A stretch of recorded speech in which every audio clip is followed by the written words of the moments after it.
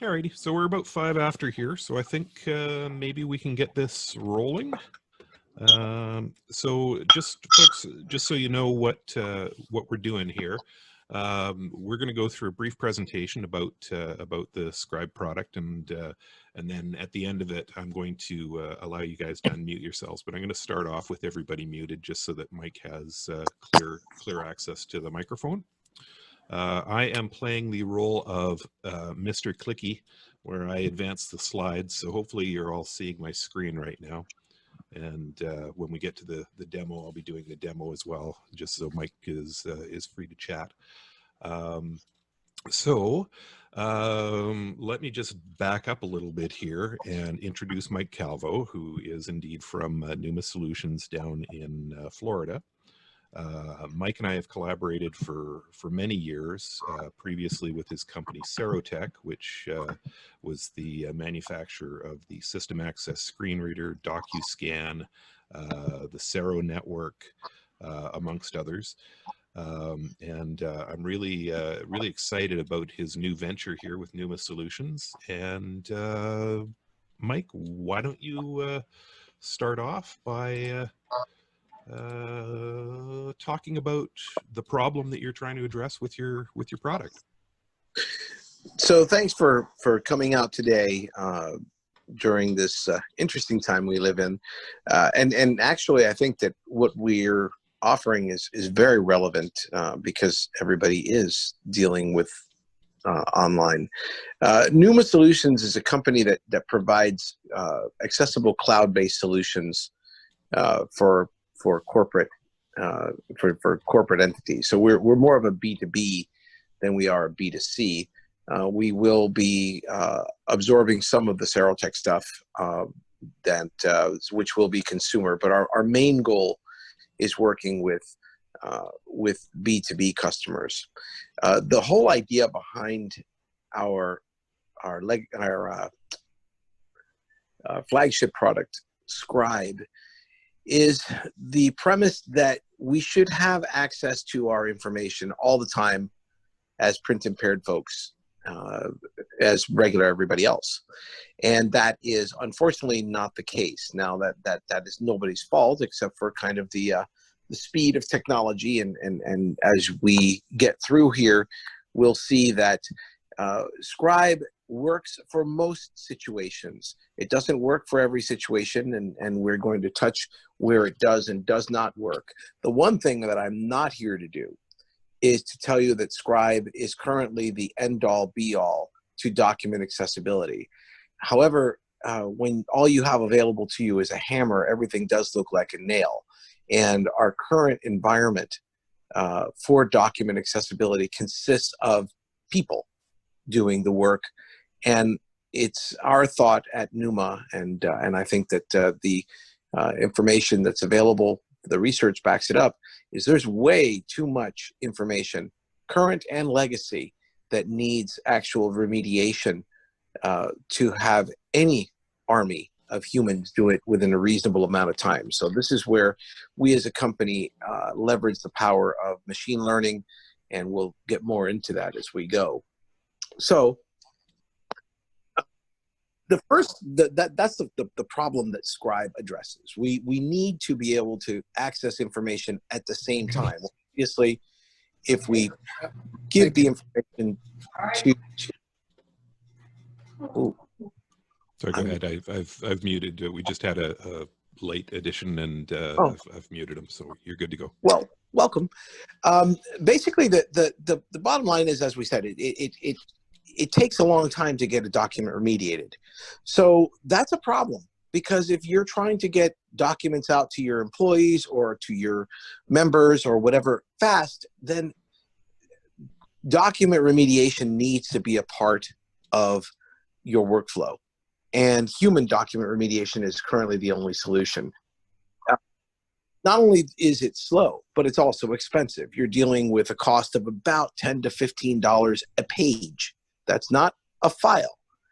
And at the end of the day, what you're going to get back after it's gone through at least three different processes, which may or may not be three different people, and that consists of bringing the document in, looking at the document electronically most of the time through Adobe or other tools, and then having a human remediator come back. Excuse me. I promise I've been tested, and I'm good. But it consists of this human remediator going through and marking the document up where the electronic stuff fell short, then sending it to another person who is going to run it through various assistive technologies, including screen readers and whatnot, to make sure that this document is done properly and meets the WCAG state compliance, and then comes back to be one last time proved and then sent to the actual content owner. And all that content owner gets back is a PDF, a tagged PDF. Now, what about if the document needs to be made in other forms, other formats like Braille, large print, MP3, Epub? There's a number of different forms of consuming content available to print impaired people. They are not just reading a tagged PDF. Yet there is a cost involved in each one of these different conversions. Scribe, on the other hand, does it all in one shot. We feed a document in, and you pick your format, and you basically get back the format you want within minutes, not days, weeks, or months. So Mike, can you talk about, because I think the most glaring example of where human remediation costs mass amounts and didn't necessarily solve all the problems is the example of California and how they went about making their documents accessible. Now, I wish, and I don't mean to knock our friends in California, but there's just so many things that went wrong with this, besides the fact that document remediation is slow. And it has to do with the workflow and everything else. But the main thing here is that California was required by law to make 2.7 million documents accessible within 2 years. I think it was 2.5. Oh, was it 2.5? Sorry about that. Well, 2.5. But hey, what's a couple 100,000 documents among friends? Exactly. But the point is that it's 2.5 million documents, not pages. So let's just take the example of saying, let's say each document, and come on, we're dealing with government here, so there's no way on God's green earth that it's going to be 4 pages per document. But for the sake of discussion here, let's say that each document consisted of 4 pages. Now you've got 10 million pages that need to be done in what? 2 years. Well, at the average cost of $15 a page, which actually California, when all the numbers were counted, it ended up costing them about $17 a page for the actual remediation, not to mention the tons of hours that were invested in from government workers and all of that to make this project happen, and the 2 years that it took to create a whopping 100,000 100,000 documents. 113,000 documents. Yeah. They got 4% of their documents done and spent about $6 million on it. And how did they pick these documents, Steve? Google Analytics. That's right. They went back and they looked at what documents have people read before. Oh, then definitely print impaired people must want that. No prioritization. And what was the answer at the end of 2 years? If those documents were not made accessible, they would be removed from the internet, not just for print impaired people, but now, welcome to my world, people. Now the information is just not there. And by the way, I mean, listen, the fact is that if a document isn't accessible to me as a print impaired person, in the current state of things, it's up to me to have to go and learn a number of AT products that I have to own first to see if that document is made accessible. But now, through the legislative genius that we have in our government sometimes, now everybody loses access to this content because it was impossible to make this document, to make these 2.5 million documents accessible in 2 years. First of all, just looking at that example, it cost them $17 a page. If Scribe had been in existence at that time, which it was not in their defense, but it is now. And in fact, we were looking to talk to California at the CSUN conference, and we all know what happened in March. So we're trying to get that together as this is being recorded. So I don't know when you'll hear this, but the bottom line is that we can do this, the 2.5 million documents, an average of about 10 million pages, for less than $1 a page in probably about 2 weeks, using the power of the cloud, or what we call our supercompute cloud, which uses the power of Amazon Cloud Services, or AWS. And we could do it in 2 weeks and to about 95% accuracy. Now, of course, the zealots are going to say, oh my goodness, 95% accuracy. Well, let's talk about that for a second. We're talking about 95% accuracy right now. We're talking about $1 a page versus $17 a page. And we're talking about the fact that we could, and we do, provide a path to human remediation. So now the owner of the content doesn't need to say, well, is this important enough to remediate? Using the Scribe platform, you can make everything accessible. And as the technology is used more, and we'll talk more about that with the machine learning, the technology will get better. So right now what we're really quibbling about is, a 1,700% increase in cost and a 4% increase in accuracy. And that just doesn't jibe with me when it comes to the numbers. So that is the deal. Right now, there are 2.5 million documents, give or take a couple 100,000, that are offline in California with absolutely no hope to come back. Because even if they were to get the costs under control and get the army of people, it's still going to take years. Something that could take with Scribe could literally take weeks. So that's a big thing. And as I said before, machine learning is a big part of this, because the challenge has been that while thousands, tens of thousands of documents have been remediated, basically the best thing that machine learning does is learn.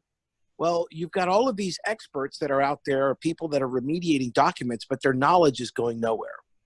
So what we're doing is we're going back and we're saying, hey, you know what? We are going to remediate documents that need remediation with humans, and we're going to go back and we're going to teach the model. You did it wrong. You did it wrong. And we've seen this working behind the scenes. We do it now for language detection 100% of the time. We do it for other processes. And as our machine learning models grow and we get better at it, and we get more content, I think that you're going to start to see very soon, a 96, 97, 98%. And really, I hate it when I'm in the middle of a Zoom call and I get a call. Sorry.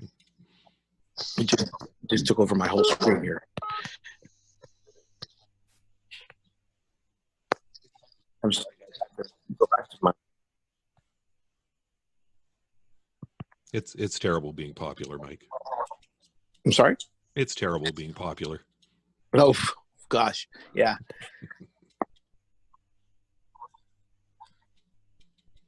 So the way, how are we going to do that? The question, how are we going to do that? Well, the way we're going to do that is when you put a document through Scribe, basically, whether it be a PDF. Now that's the thing, is we can handle any printable document format. We take it, we bring it into the workflow, and we analyze it with our tools, and you pick the kind of output you want, whether you want tagged PDF, whether you want HTML, whatever the number of forms that we have, Braille, large print.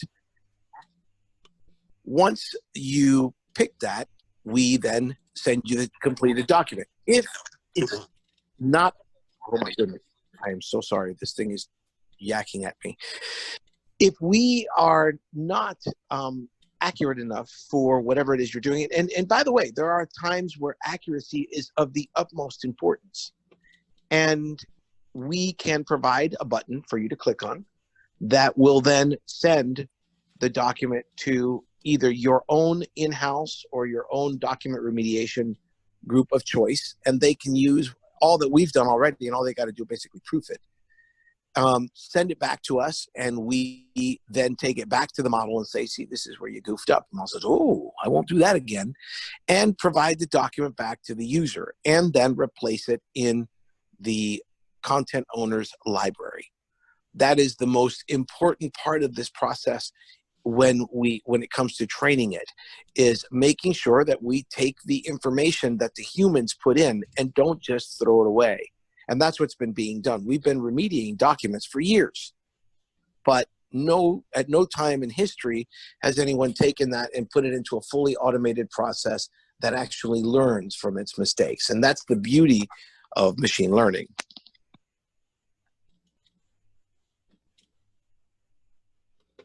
And I'm trying to get the notes back.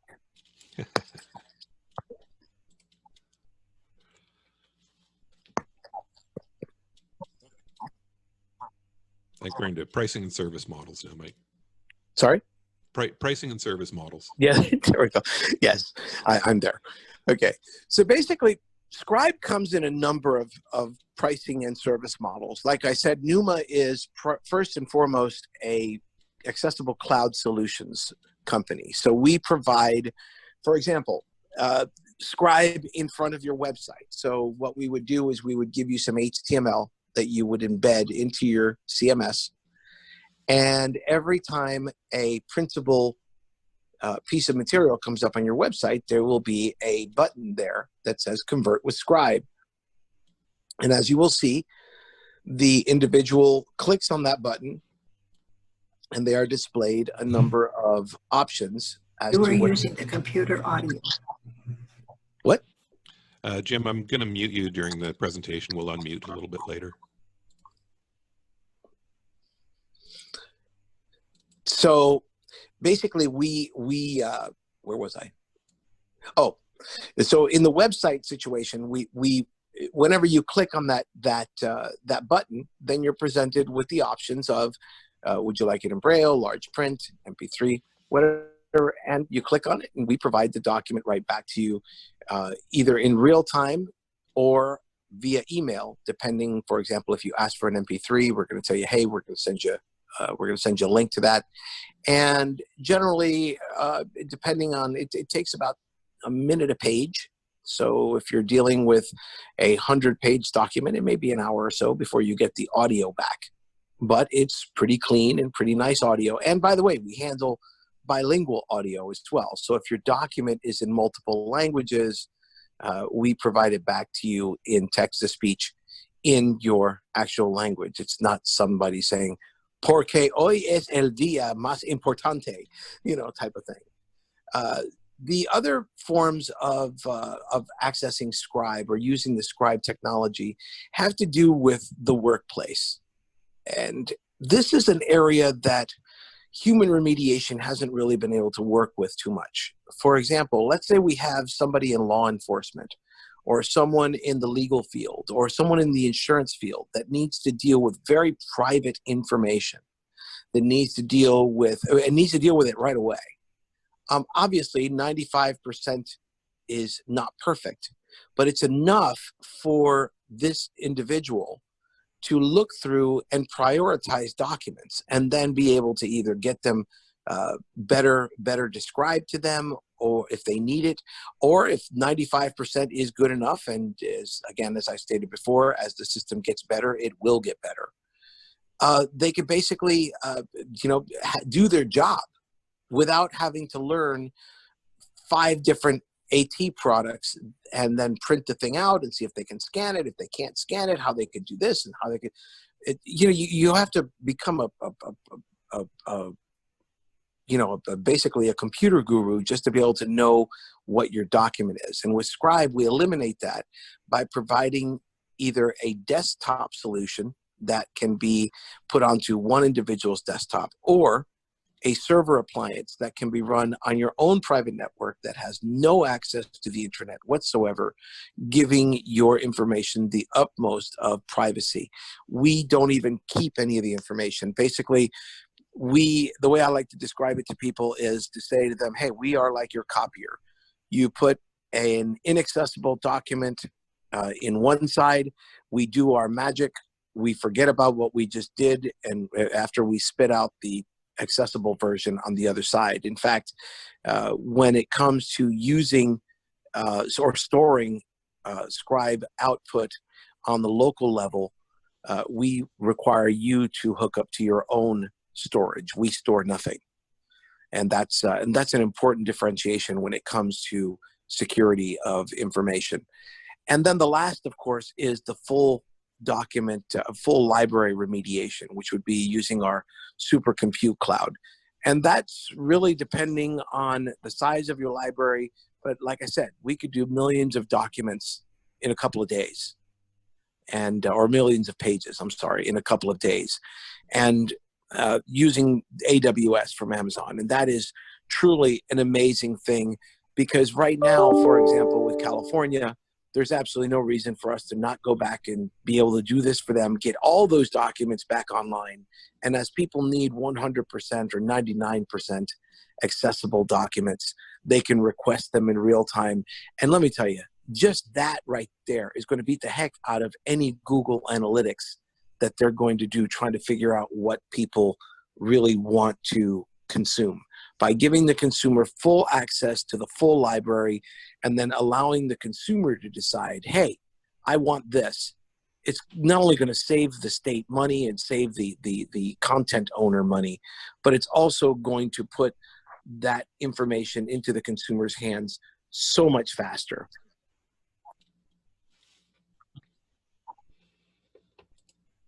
So do we have any questions, I guess, before we get into the live demo here? So at this point, folks, feel free to unmute yourself if you have questions for Mike, and we'll proceed on to just showing you how the product works once we're done with questions. Nelson. Yes, I was just wondering, is this software, or is this like, do you have to have any special equipment to run this? Actually, no. The only thing that the user needs, I'm assuming you're asking for the user. Yeah, that's right. Okay, yeah. So if all the user needs is a browser, and their favorite AT of choice, whatever that would be, whether that be a Braille display or a text to speech or whatever.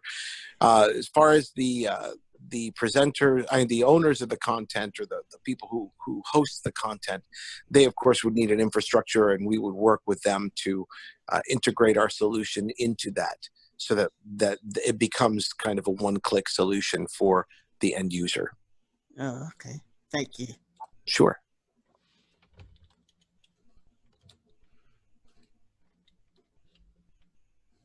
Oops, I closed a window. Anybody else have questions?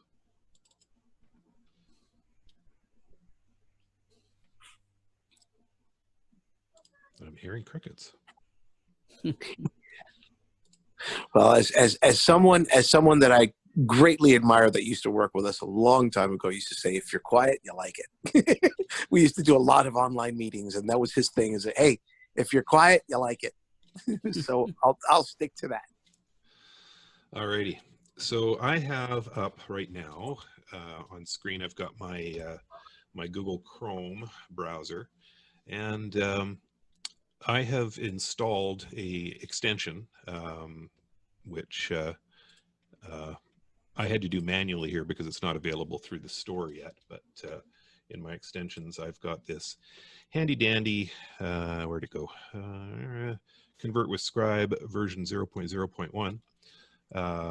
And I had to go into developer mode in order to install this, but ultimately this will be available. Okay, you're using the audio.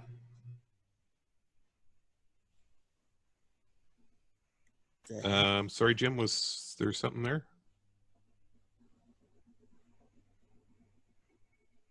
Okay, so So with this extension, what I now have is I have this little icon up in the top left for the Scribe extension. If I go to, hang on, let's get that out of the way. Now, it's important that we mention here, the reason that Steve is using this Scribe extension, and this is going to be available to consumers later on this year, is just in case the content owner has not used Scribe or does not have accessible documents, if they're not a Scribe subscriber, if you will. Basically, this gives you, the consumer, the power to scribe any document as you go and you traverse the internet without needing to ask the content owner to remediate. And yeah, that's a great kind of, way to patch things up. But in a real world, we should just have stuff available to us right away without needing to install extensions and learn how things work.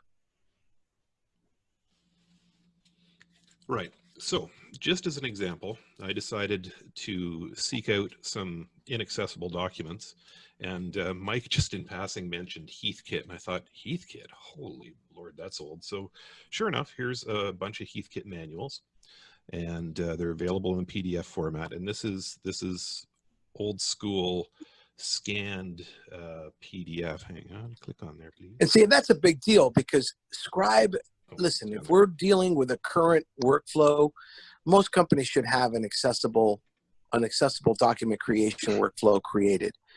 But if you're dealing with legacy documents, for example, Heathkit, I mean, come on, man, this is 1970s we're dealing with here.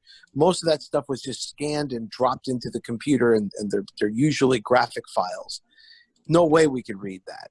And there is really, for the amount of people that are accessing Heathkit, is it really worth a company paying $15 a page to have all of these remediated? Well, we don't think so, which is why we provide a way for them to do this. And when they put it on their website, using one of our methods that we discussed earlier, they could, the user could just come and click on the Heathkit manual, and it'll come up and say, what format do you want it in? And bingo, they can have it in an accessible format within minutes.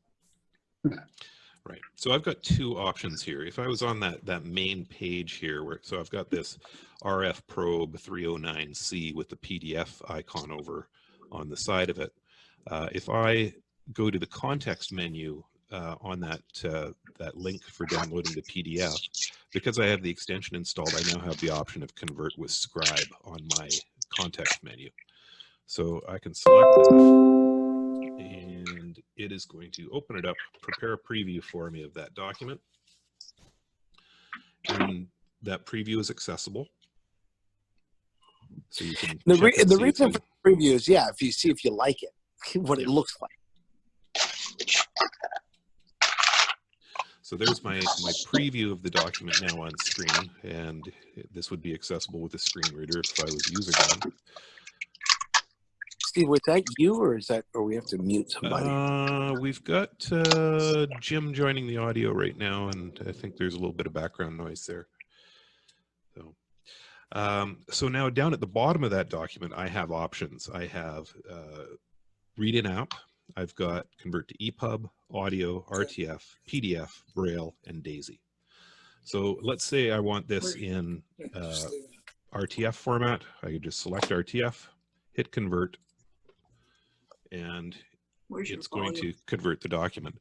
Now, I can just wait for this to come through, or I have a checkbox there that says notify by email when conversion is complete. So if it was a longer document, it would email me a link to it. And I just got that error again. Oopsie, sorry, an error just occurred. We ran into that this morning. I think there's a minor issue around. Wouldn't be a demo if there was error. It wouldn't be a demo if everything worked. And of course, this document worked this morning when I tried it before. So, of course it did. Yeah, but you do have these options for converting the document.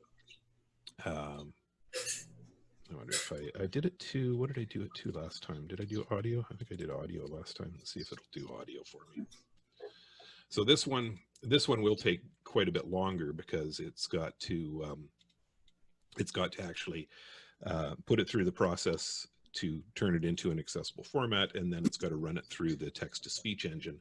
So in this case, it says, due to the high quality of our text-to-speech voices, the conversion to audio will take time. We will email you when the conversion is complete. Alternatively, you may bookmark this page and check back later. The conversion will continue in the background, so feel free to leave this page now. So I can just wander off here and then just start looking for it in my email, and I don't really have anything in my email there right now. So, but that's the process for going through it from the end user perspective using the extension in Chrome. One of the things that we're doing also, and it really sounds cool when you do it through the audio, is we are using automatic alt tag conversion, so machine learned alt tag creation. So it looks at pictures on the screen, graphics, and it does its best to describe them. And again, you can come back as a human remediator later and correct it.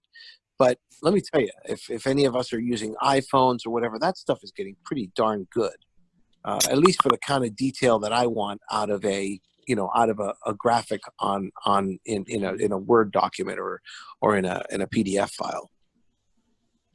Yeah, I'm just going to do this again here a little bit different way. So this is the University of Arizona. They've got a website talking about PDF access, and they've got some examples of inaccessible documents. So I'm going to grab their World of Love sample here.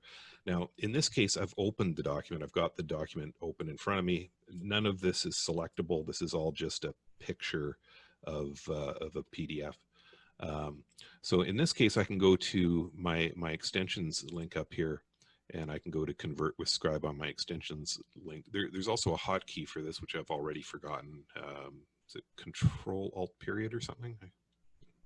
I think so. It changes. You've been changing it, do you? So again, it's going to prepare a preview. Again, I've got the option to be notified by email when the conversion is complete. Here's my accessible preview of it now. And let's say I wanted to take it to Braille. I could hit convert. And it is now ready to download. And now I've got my Braille file, and I don't have anything to open my Braille file in on this computer. That's on my laptop, so I can't open that for you right now, unfortunately. But I do have it as a BRF file now in Braille. And of course, you can take that file and load it into whatever you want, be it your, so you can print it, or so you can look at it with your electronic Braille display. Or you could load it onto an SD card and put it on your fancy Canute reading tablet. Now, the important thing to note here about Scribe when being used by a content owner, and that is, remember we were talking earlier about the cost of production. We are able to, for about $1, provide all of these formats. So when we do a full conversion, full library conversion for a customer, what we do is we actually give them all the versions that they want. They can literally say, you know, give me all 5 or all 7 different versions that you produce, and there's no difference in cost for them. It's the same thing.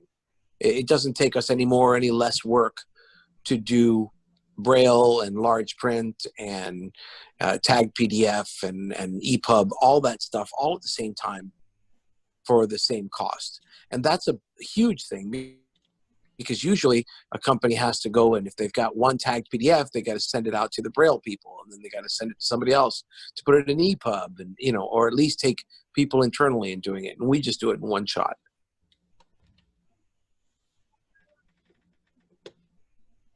Nifty neato. So that's the product in a nutshell there, folks.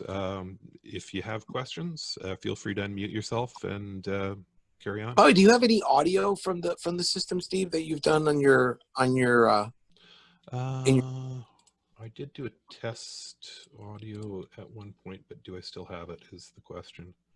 Just so folks can hear the quality of the TTS that we're using. No, I don't seem to have it. So let me just take that sample and I will convert it to audio. Can I ask a question while you're waiting for that to Sure. convert? My name's Jen Golden. Hi. I have two questions. I think that they are quick. So one is about the Braille conversion. Which tables, like, are you using liblouis for the output, or what? Okay. Yes, we are using liblouis, so any of the liblouis tables are available to you. Okay. So and you can pick those. Okay. It's pretty extensive. Like you can go in and kind of, nip and tuck it the way you want to, the way you want to produce it. Okay, cool. Yeah, I'm actually a Braille reader, so I was curious to know what the output would look like. My other question is, in terms of the extension that you're talking about, where you said, if you're accessing content where the content owner hasn't implemented Scribe, we can get the extension. I guess I have a question and a quick comment in terms of, because I sort of feel my approach to this because I work in document accessibility, but being an end user, I have like my end user perspective, and then there's work stuff. But I actually really like, as an end user, being in control. So while I agree that companies and organizations should do it, and in principle, like, I as the end user shouldn't have to make their documents accessible, at the same time I find that if I have the means to do it, then I'm in control. I can get what I want when I want to. I don't, right? So and that kind of just ties into my final question, and I am studying part-time while working, and the university in the city where I live, where I am studying, they have some good support for students who require document accessibility, but they have, like, you may have to wait a few days, nothing that you haven't heard before. Or they have, like, I've requested, because you're doing research online, you come across an article, and I'm pretty tolerant about what kind of PDFs I will try to deal with, but there's some research articles that are just horrible. It's just the way they were converted. A PDF where there's like 2 letters on a line, and so I guess where I'm coming back to is, like, this would be unbelievably helpful to me, in my student role, to be able to just have the extension, find the article, I'm going to send this to Braille, and have a Braille file. So I guess what would the cost be for me as an end user to have the extension? So that's a great question, and so the first part of what you're saying is absolutely true. I think that when possible, and I've been developing software for many years now, and I love the automatic versus stick approach, using the kind of the car analogy. And when someone can drive stick, like you or myself or others can, I don't think that we shouldn't be allowed to, which is exactly why we're making the extension available. There's some behind the scenes things going on, systems integrations that need to happen on my side first, but this will be available to the public in the next couple of months. Cool. That brings me to the cost issue. What we're trying to do, and we are working on getting our costs to a place where we can provide, make this a part of the Cero offering. And Cero is a product that Pneuma is inheriting from Serotech. Serotech, yeah. And basically, it's a number of different services, but one of the services would be an unlimited use of this tool. Okay. You see what I'm saying? For the cost of the annual service. Yeah, because I'd love to say, I'll get the university to use Scribe, and then it'll be all great, but I don't have control over. I can recommend. It's funny. We want universities to use Scribe, but we don't want them to use it yet. We want them to use it down the road, because I think for education, for what you're doing, 95% is cool. Yeah, absolutely. But if somebody's depending on that as their sole source for conversion in a university, that's just not good enough. And that's the one thing that I really demand that people understand about us as a company. We're not here to blow smoke at you and say, oh, we can do what we can't. Yeah. We're going to get there. But, you know, and you crawl before you walk and you walk before you run. So, you know, while I think this is a great tool for universities, it's definitely a tool. It's not the tool. Right. Yet. Yeah, and I appreciate your honesty. You're right. For what I need, you know, and if I need something in addition to that, I have ways of doing that. But I mean, this would be a huge help. But and it's good to know what you're saying about, you know, down the road. It'll take the university probably that long to well, yeah, and start using it anyway. Yeah, we definitely want to be, you know, the end all, because I think that you know, if you can have an AI solution handling the workflow, yes, it's important that a company maintain accessibility standards. Mm-hmm. But I've owned a number of companies in my day, and I've never had to worry if a bathroom stall is accessible or if a ramp, you know, if the angle on that, I just say, get it done, and it gets done. And right now in the current environment, we're insisting that these companies that, you know, are struggling in certain cases, because the big ones, it's the companies that are being sued are both big and small for lack of accessibility. So the bigger ones I've got no sympathy for. The smaller ones I got sympathy for, because they don't know.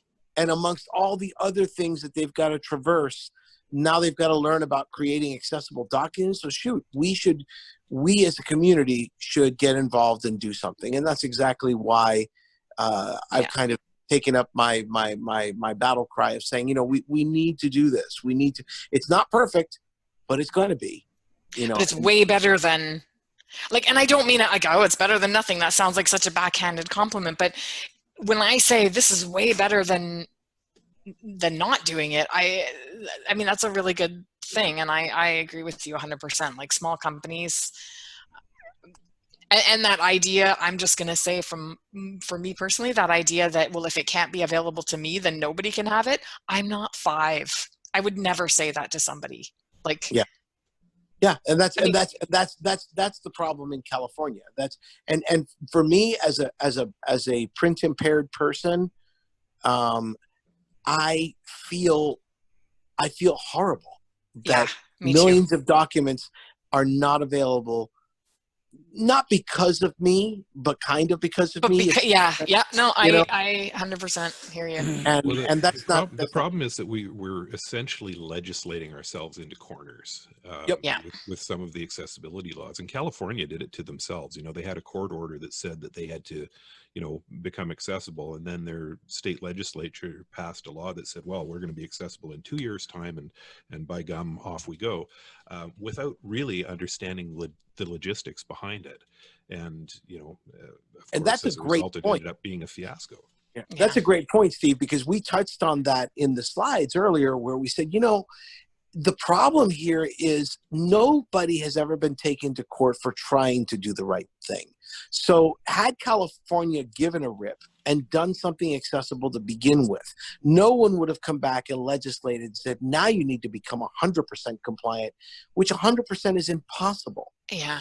So it's not, the people that are getting their butts kicked by this are people who just don't care, or who aren't, or don't get it. You know, and they're not doing anything to make themselves more aware. Because if you're using Scribe, yeah, you may get a ticked off print impaired person that says, you know, this wasn't 100%. Yeah, but here you go. We can produce that for you. It's going to take you a heck of a lot less time to give me an accessible document than it is for me to take you to court and sue your pants off for it. And that's the idea here, is let's stop the litigation. Let's start working together, and let's, you know, 95% of something right now is better than 100%. 95 is an A+. Yeah. And that's the key. It's time to be real, you know, and we're not looking to put document remediation companies out of business. That's not our competitor. You know, this is not a competitive field. This doesn't exist. We're making our own way here. So it makes no sense to me when we've actually gotten some resistance from document remediation companies that say, well, you know, it's not perfect. No, it's not. But that doesn't mean you don't throw the baby out with the bathwater, because I could tell you many days, many times where I have thrown something on the scanner and been able to glean what it is. Yeah. You know, there are times as a Braille reader where I want the beautiful transcribed file that looks perfect, and there are other times where I just want the bloody information. Thank you. Yeah, and those are very different things. Well, you know, this is it's folks like yourself that I really hope become evangelists for this, because we really, if you've known anything about me, I mean, for me, it's not about being the most costly. It's about being the most cost effective and being real.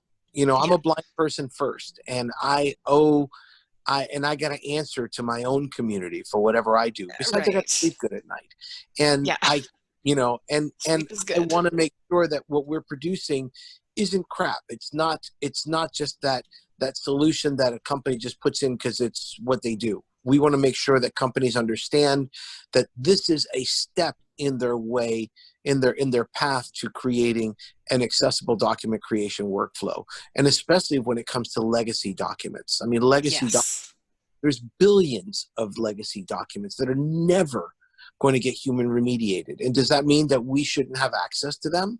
You know, heck no. Or that nobody should. Well, there you go. That's touche. Yeah. I have a question. Sure. This is Susan. So I work for the Division of Vocational Rehabilitation in Colorado. And one of the things that I have been asked to do is look at all of our documents and make sure that they're accessible. So is this something that I work for the organization that owns the content? And it can be anything from an Excel spreadsheet to something they want to have on a PDF to a Word document. I mean, I get all manner of fillable forms and informational sheets and all kinds of stuff. Mm-hmm. Would I be able to run this through, probably not with the extension, but with the actual product, and then end up with whatever format I want, that then I could go in and massage to make it 98%? Yes. So let me ask you a couple of questions. The answer to that, the overall is yes. But I want to ask you a couple of questions because it may be easier than you think. So you've been tasked, first of all, is there like a court order saying you must be compliant by this date, like by a judge? Okay, no.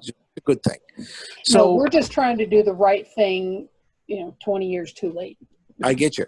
Well, and that's okay. Better late than never, The reality is that accessibility is a flexible term. If you look at the WCAG, the WCAG standards, and that's all they are, standards, they are pretty open to interpretation, which means that I can tell you that if we produce it, it's going to be accessible. Now, the degree of usefulness of that accessibility is where you come in and you say, you know what, we're going to put all this stuff available. We're going to put Scribe in front of it. And if the user comes along and says, this is just not good enough for me, they can click a button, and then you would get a copy, Susan, of it and say, hey, let me make this better for you. And then you provide it to the consumer, and then you put it back into the library as the 100% version or the 98% version. And that way you're a little bit reactive, but it's good on the budget. It's good on, you don't know what you don't know, and you don't know what people are going to ask for. Now, we don't do things like forms just yet. We are working on forms. We love forms. We're not doing forms just yet. We can read them, and we can give you like the form fields and all that stuff, but we want to make it fully fillable and submittable and all that stuff. And we're not there yet. And we want to deal with multi-part forms and all kinds of stuff. So forms are not on our radar yet. But when it comes to just flat documents, I can assure you that if you give it to our technology, it's going to come out about 95% accurate, and without you having to go back and relook at it. And that's going to save you time. So, I mean, you're welcome to contact me after the after the meeting, and we can, you know, I can, you know, help you out and, you know, give you some access to the system so you can throw some documents at it, random documents of your own choosing, and see how good it is. Yeah, that would be cool. Okay. How about complex tables? Complex tables are getting better. Nested tables, we're getting better. Okay, that's a reasonable response. Yeah, because tables are, you know, and the biggest thing is that tables are used for decoration. Oh, yes. Table are used, you know, so the biggest thing is trying to get this darn, you know, AI to understand, hey man, that's just to make it pretty. And you know, and that's exactly what we're doing here. Have no doubt, we're teaching this thing. It's like teaching a 5-year-old, you know, you're teaching it all the time. So we're definitely the model, the document you throw at it today may not, you know, may be better, you know, a year from now or 6 months or a month. Awesome. Alrighty, so just for those who are waiting patiently to hear the audio output, I've now got the sample. So the 2 pages of that inaccessible document that I got off the Arizona website, that turned out to be about 4 minutes in audio. So it probably took about 2 minutes to convert it into MP3. And hopefully I'm sharing my audio and it's not too loud. I'm going to hit play here and scream at me if it's too loud or something or too quiet. Aldofla Vanpel. The sun rose on a landscape still pale with the heat of the day before. There was no haze, but a sort of coppery burnish out of the air lit on flowing fields, rocks, the face of the one house, and the cliff of limestone overhanging the river. The river gorge cut deep through the uplands. This light at this hour, so unfamiliar, brought into being a new world painted, expectant, empty, Hang on. It's probably because I'm going through my headset for audio. What are we listening to? We could hear that. Oh, could you? Yeah. Oh, you Oh, could. I could. Okay, let me try bumping up the volume a little here. Was the volume okay? For me, it Oh was. yeah, the volume was nice and loud. Was it? Tim Okay. Kilpatrick. Hello, hello. That's totally bizarre. I can't hear it on my Yeah, it's weird. iPhone. I couldn't hear it. I couldn't hear it either. Weird. So Ten. anyways, On my iPhone, The month was and I June, could hear of a it. summer almost unknown, this is for the this audio. was a country accustomed to late wakenings, to daybreaks humid and overcast. At all times open and great with distance, the land this morning seemed to enlarge again, throwing the mountains back almost out of view in the south of Ireland's amazement at being cloudless. Out in front of the house, on a rise of rough grass, somewhat surprisingly stood an obelisk. That's probably enough. That's pretty decent. It's pretty And good. that's a company called Seroproc. Thought I recognized the voice. Yeah, and they're getting better and better all the time. Yeah, they're really good. And We we use them, we love it because we can do other voices, but the whole idea here, I mean, very candidly, is to keep costs, you know, at a minimum. Yeah, so their that costs we can, are reasonable. so that we can offer unlimited. You know what I'm saying? I prefer going to somebody and saying, hey, you know, we're going to run on your website and it's going to be X amount of dollars a month per domain, and it's going to be unlimited. As many people visit and the only way we can do that is by pretty much using technologies that we partner with the companies and we integrate them into our workflow, as opposed to kind of a pay per use, which is what you get when you use, you know, Google TTS or whatever, you know, that kind of thing. Even though sometimes those voices are a little bit better, but again, are we looking for, you know, do we want whatever a Screen Actors Guild quality voice, or do we want the information? You know, I really like Seroproc. Yeah, Actually, they're quite good. What was that we were listening to? It was a sample called "A World of Love." Oh, right. Okay, that you did say that. World of Love. All Welcome, about the love here. World of Love. I love it. But yeah, so that and they provide a number of languages. What Steve, I don't think, was able to demonstrate there was if you're, for example, with and this product was actually developed with help of the Canadian government. They were just instrumental in. That's why they have a French Canadian voice. Yeah, this product was really, you know, just really vetted by the Canadian government. And they were real tough on the whole bilingual thing. And Steve one day, just for the heck of it, sent me a document that had like 13 different languages. And we pegged them all with TTS. Your French is very good.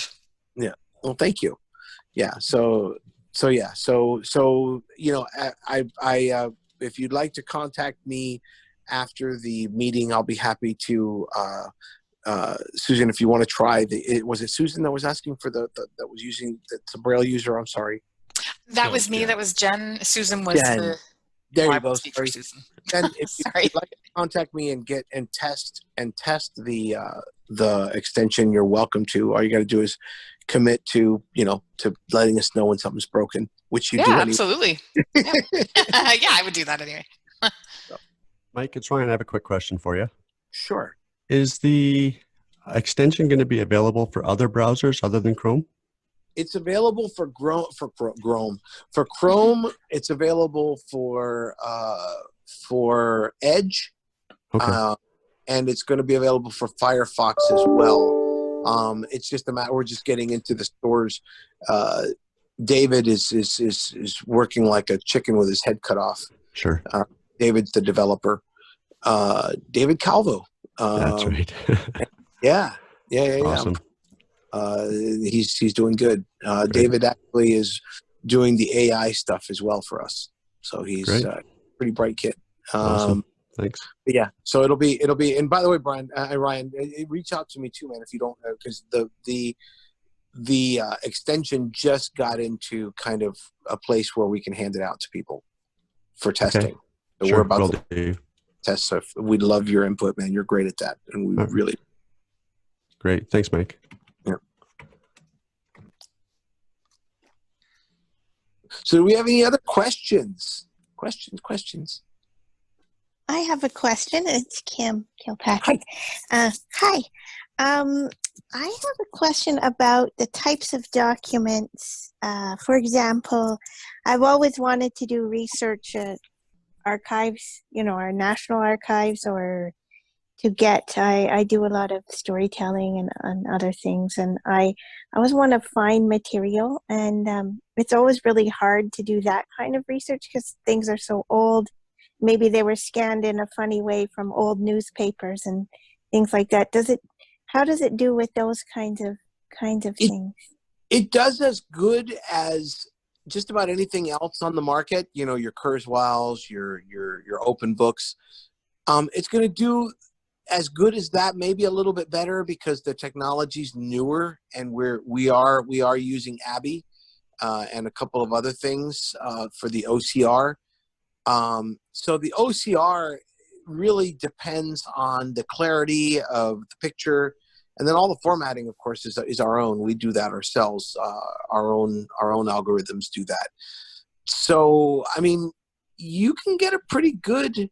I've seen some newspapers from 1905 and 18 something that we've run through it just for the heck of it, and it's done pretty good. We do some image enhancement, on the process. So a lot. Like I said, we do at least as good, if not in some cases better, than your regular AT that does that kind of stuff, but without the investment in training and purchasing. Well, it's just, that's really amazing to me because when I think about one of the things that's made me sad as a blind person all my life is the inability to do my own research. I know it has improved a lot, but that you could go into, say, a national archives or something, but you couldn't read anything there because you'd have to either bring someone or get someone to help you photocopy it or do something like that. And I too am a major Braille user. So, to have some of that stuff in Braille that you could sort of comb through and do research on topics of interest, or, get stories for performances, or do, any of the things that we've always done. That always has been a thing that made me more sad than almost anything else. The same with, going into bookstores in the past where you couldn't read books, and there were so many books that I wanted to read them. Yeah, that's all of that. That's the cool thing about the extension, right? Is that you can go with the extension, for example, into the Internet Archives, and you can pull up any document, doesn't matter what it is. And if there's any way to make that thing accessible, we're going to do that.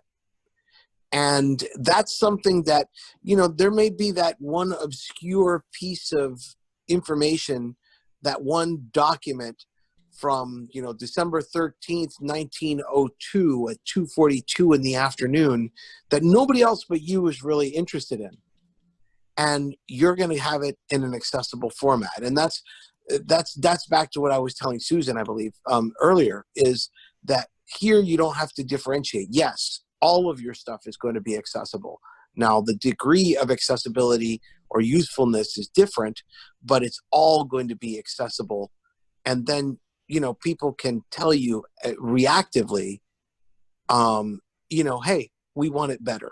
But still reactively, even in this case, is still a heck of a lot less time and money than converting your own stuff. Now, with what you're talking about, Kim, the question would be, how would you get the information from your research into Scribe to begin with? Would you scan it? Would you, you know, how would you get it in there? Well, I think now a lot of the archives is starting to go, you know, online. At first, long years ago, you had to go in and whatever and use their computers, but I think a lot more would be online, and that way you could, you know, you could do a lot online. At least you could know the kinds of things you were looking for, because that's always the problem too. If you go into a library and you don't know what you're looking for, whereas this way you could have the basis and you could say, do you have anything else about that? Then you could scan it, or, you know, it just gets you further down the road. Like I think, like Jen said before, I mean, it's not perfect, but I mean, it gets you further down all of these roads of information, and access to, you know, formerly print material is the most important thing. Like I've always felt that more than anything else in my life, that's the thing that I really would get upset about not having in a timely manner, you know, like you must have been thrilled when the Kindle became accessible. Oh, everything. Yeah. The more things that came accessible, iBooks, Kindle, just any information, the iPhone, any of the scanning apps, Seeing AI, like, you know, any voice stream scanner, like all of these things, the more accessible things are, the better I like it. You know, at least I can choose what information I want, instead of people telling me what there is, or maybe not telling me what there is. So I think you're doing a great service to the world of curious blind people for information. You know, I really think so. So thank you for that. Oh, sorry, Kim. I didn't mean to cut you off. It's okay. I was just going to ask, who do we contact if we, like, Mike, do we contact you, or do we contact? So Steve, in the States, it would be me. It would be Pneuma Solutions. But in Canada, of course, Steve is our guy. Okay, cool. That's what I thought. All right. And Steve.